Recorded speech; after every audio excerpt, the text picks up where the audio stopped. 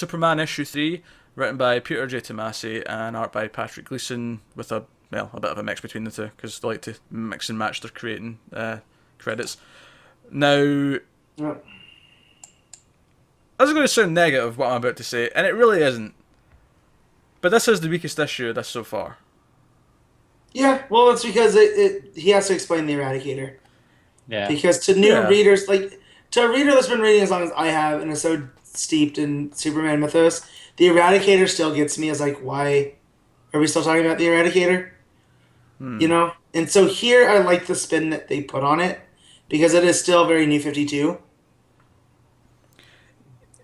You know? Yeah.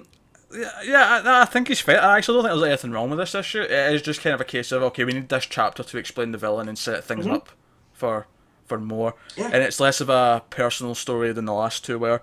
That said, the action when he starts fighting Eradicator's cool. Oh my god, some And of my that favorite last stuff. page. Well, there's that, and there's a splash page when he goes and Eradicator's kind of threatened John, and you just get the shadowy version of Superman with the red eyes. Like, you know he's gonna fuck shit up. And that's one of my favorite images of Superman. Anytime he's angry and his eyes are just going red, because he's usually so even keel and just like, well, we'll figure this out. That you've elicited that response. It's bad news. Yeah. So. But Superman try to like struggle with, like, he thinks he knows who Eradicator is, and he. Yep. He's trying to, like, is he as bad as the one that I knew, and so on. He's like, this is like a weird new version of him. So that stuff was interesting, kind of like what the narration with Doomsday's been like in action, a little bit, almost. Yep. Although here it doesn't last as long, of course, because when he gets to the end and he realizes what he wants to Yeah. do. We also see Zod in a panel, which is cool, because he's like, Yeah. Eradicator's explaining who built him and what his protocols are, and Which I do like because up till now, Eradicator's just been still a Kryptonian piece of science. But it was, along the same lines, but it makes sense to tie it into Zod, who is kind of just about Kryptonian purity. yeah. I actually quite like this design of Zod as well. Because I don't even remember the last time I seen Zod, to be honest. Last time I remember Zod was in the Villains Month. I haven't read the villains Yeah. issues, but yeah. But he I really really like wasn't that. like... They were using Zod kind of as a boogeyman for Supergirl and Doomsday. Like, they used all of that type of stuff. But the last time he was used regularly was World of New Krypton, which was probably 6-7 years ago now. Yeah, that's a while ago now. So Rucka was still writing Action Comics. That's the last time. It means we're due a Zod story soon then. Pretty much, basically. I'm sure we'll get one in the next few arcs of Superman or Action, whatever one they want to. Well, I'll be more open to Tomasi, but after Man of Steel, I don't want to see Zod for a very long while.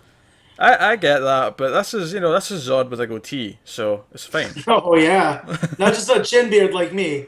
Like, No. he's got a full goatee. He's Terrence Stamp style. I actually kind of like how he's got kind of a Ra's al Ghul look to him. Yeah. And he's got the cape with Well, the emblem on the He shoulder. really should be Superman Ra's al Ghul, right? Because he wants Superman to be more and to follow his lead.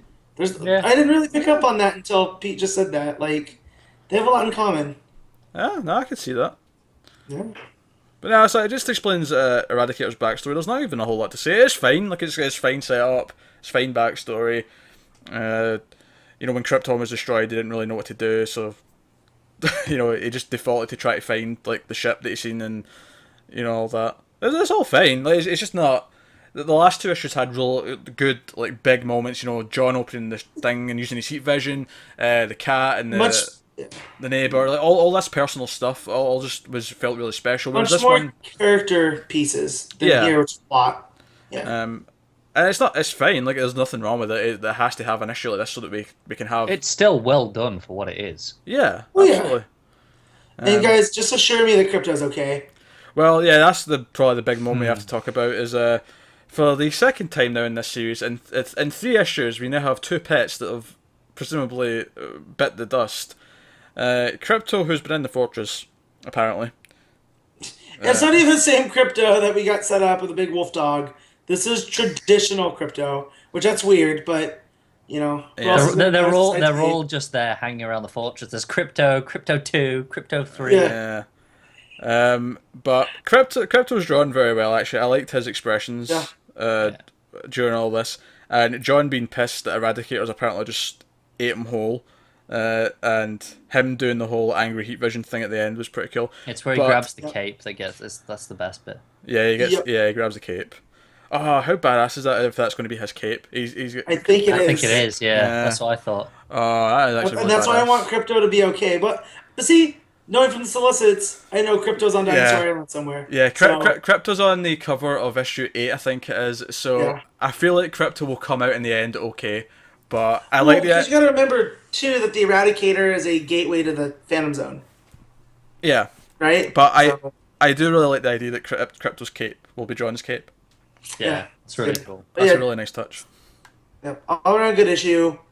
Not as great as the other ones, but still. Yeah, no, it's a solid issue. It's just kind of like, right, they can't all be the 9s out of 10s. Occasionally we have to dip to an 8 to explain some plot. 8.5. And that's okay.